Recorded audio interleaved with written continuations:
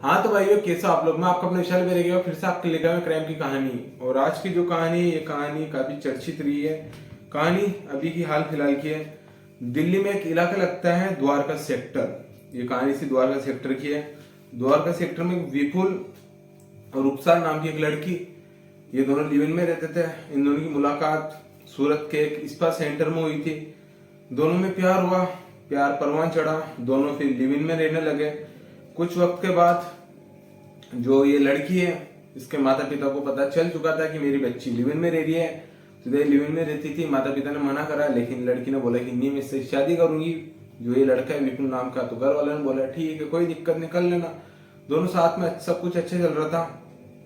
अब जो ये विपुल है, विपुल ने रुखसार को 7 लाख रुपए दिए थे कि अपना खुद का पर्सनल अपन घर खरीदेंगे। रुखसार ने ये बात रखते हुए कि मैं खुद अपने घर में रहना चाहती हूँ, तो विपुल ने 7 लाख रुपए रुखसार को दिए, जिससे रुखसार ने एक फ्लैट खरीदा ईएमआई पर। ईएमआई फ्लैट करने के बाद उसकी किस्तें जो कि हर मंथ देनी होती है। तो रुखसार और विपुल के बीच में ईएमआई को लेकर झगड़ा चलता है। कभी विपुल बोलता है कि तू दे ईएमआई, कभी रुखसार बोलती है कि तुम दो ईएमआई। दोनों के बीच में चीज को लेकर झगड़ा चलता है।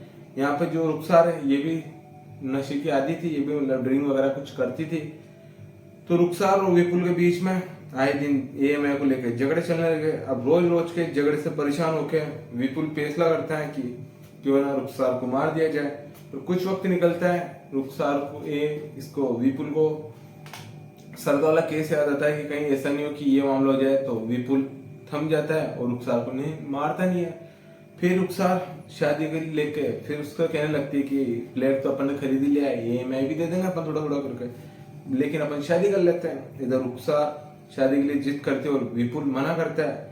अब रुखसार और विपुल दोनों के बीच में फिर से झगड़ा चालू। अब रोज रोज के झगड़े से परेशान होकर विपुल फैसला करता है कि आज रुखसार को मार ही देता हूँ। तो जिस दिन ये झगड़ा ज्यादा हुआ, उस दिन रात को विपुल नशा करता है और ये रुखसार खुद भी नशे की हालत में रहती है। नशे की हालत में होने के बाद रुखसार को विपुल पीछे से आता है, पीछे से आकर उस पर हमला करता है और उसके ऊपर चाकू से और कई और चीजों से हमला करता है और उसे मार देता है। जान से मारने के बाद उसकी लाश को विपुल पास में एक अलमारी है, उस अलमारी में डाल देता है। लाश को तोड़ मोड़ के, हड्डी हड्डी को तोड़ के अलमारी में डाल देता है। डालने के बाद विपुल वहां से भाग जाता है। जब विपुल भागता है वहां से, तो एक दिन 2 दिन निकलते हैं। इधर रुखसार के पिता फोन करते हैं रुखसार को, उनकी बेटी को। तो रुखसार का फोन बंद आता है। तो रुखसार के पिता फैसला करते हैं वहीं पे जहाँ पर उन्होंने फ्लैट लिया है, कि उसका पता था रुखसार के पिता को। तो रुखसार के पिता आते हैं, वहां पर आगे देखते ताला लगता है। ताला लगता है तो झांकने की कोशिश करते हैं अंदर। तो आसपास पहुंचते हैं तो उन्हें पता चलता है कि घर तो 2 दिन से बंद है, बेटी का फोन लग नहीं रहा और विपुल फोन उठा नहीं रहा है। विपुल ने रुखसार के पिता का ब्लैक लिस्ट में डाल दिया था। तो कहीं ना कहीं रुखसार को पिता को शक हो गया। जब उन्होंने गेट खोल के वो अंदर गए, उनकी बच्ची को ढूंढा तो उनको लाश दिखाई दी उनकी बच्ची की। तो उन्होंने वापस अलमारी बंद कर दी। अलमारी बंद करने के बाद उन्होंने पुलिस वालों को फोन करा, बोला कि सर मेरी बेटी का कत्ल कर दिया गया है। जो मेरी बेटी लिव इन में रह रही थी, जिसका कत्ल विपुल नाम के शख्स ने किया है, तो आप तुरंत द्वारका सेक्टर में आ जाइए। पुलिस वाले तुरंत द्वारका सेक्टर में आते हैं।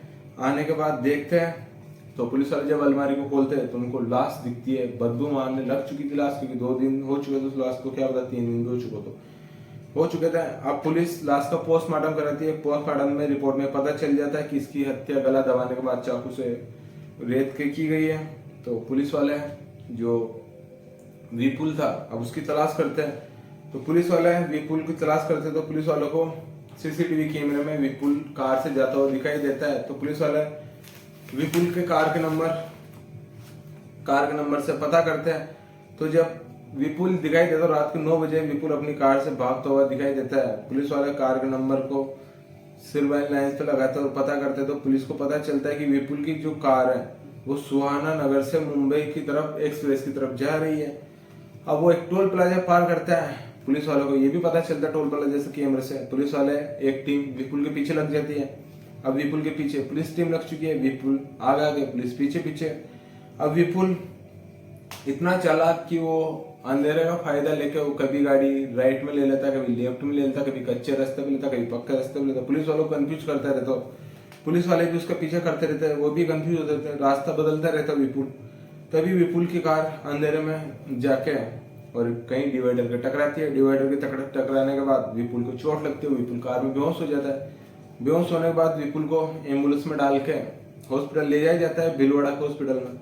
जो भीलवाड़ा के हॉस्पिटल में विपुल को ले जाया जाता है तो पुलिस वालों को खबर होती है कि जो आरोपी विपुल वो भीलवाड़ा के हॉस्पिटल में। तो पुलिस वाले भीलवाड़ा आते हैं, पर जब पुलिस वाले हॉस्पिटल में आकर देखते तो पुलिस वालों की आंखें फटी रह जाती है, क्योंकि विपुल हॉस्पिटल से भी गायब था।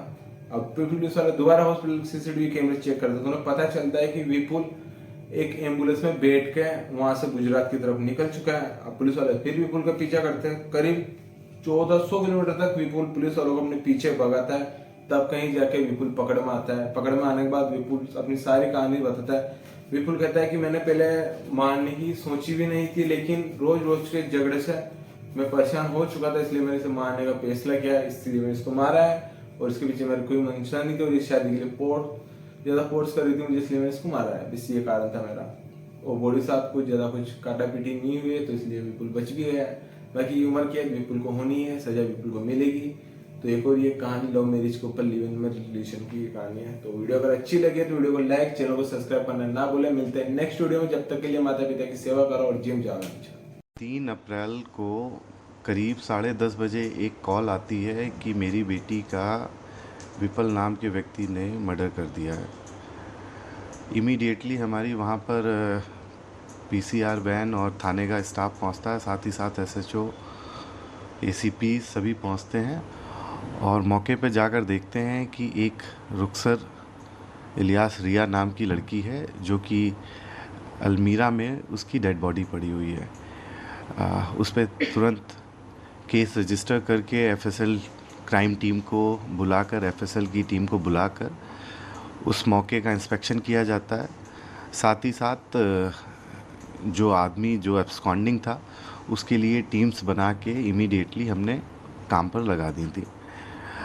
इसमें एसीपी ऑप्स के under inspector special staff Kamlesh, inspector Subhash anti narcotic cell का इंचार्ज, इन्होंने बहुत ज़्यादा, इनकी टीम ने मेहनत की है।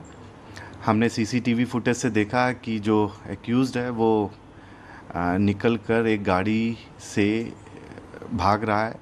हमारे पास इनिशियली कोई क्लू नहीं था, हमारे पास किसी तरीके का टेक्निकल इनपुट भी नहीं था, क्योंकि ये लड़का जो है ये स्वीडन का नंबर यूज़ करता था, जो बाद में हमें पता चला, और केवल वीपीएन या व्हाट्सएप के थ्रू यूज़ करता था। तो इसमें लगभग 1400 किलोमीटर के आसपास इसका पीछा किया गया है और डेडिकेटेड टीम्स ने 2 रातें लगातार पीछा किया है। साथ ही साथ हमारी एक टीम गुजरात भी पहुंची थी, जो कि पता चला था कि ये गुजरात में भी कई केसेस में वांटेड है और कई केसेस में इसके केसेस चल रहे हैं। ये विपल टेलर, जो ड्यूरिंग इन्वेस्टिगेशन पता चला कि इस पे दिल्ली में भी 2 केसेस रजिस्टर हैं, एक एनडीपीएस का केस रजिस्टर है और साथ ही साथ एक हरिनगर पुलिस स्टेशन में 307 के केस में भी ये पैरोल जंप करके भागा हुआ था। तो सारी टीमों ने बहुत ही एफर्ट करके 1400 किलोमीटर को चेज़ किया। इसमें बहुत सारे मैनुअल और टेक्निकल इनपुट्स का यूज़ हुआ, बट क्योंकि ये ज़रूरी है इन्वेस्टिगेशन के लिए, तो इसको अभी मैं जिक्र नहीं कर रहा हूँ। बट बहुत ही सिंसियर एफर्ट्स करने के बाद फाइनली हमने इसको पकड़ लिया।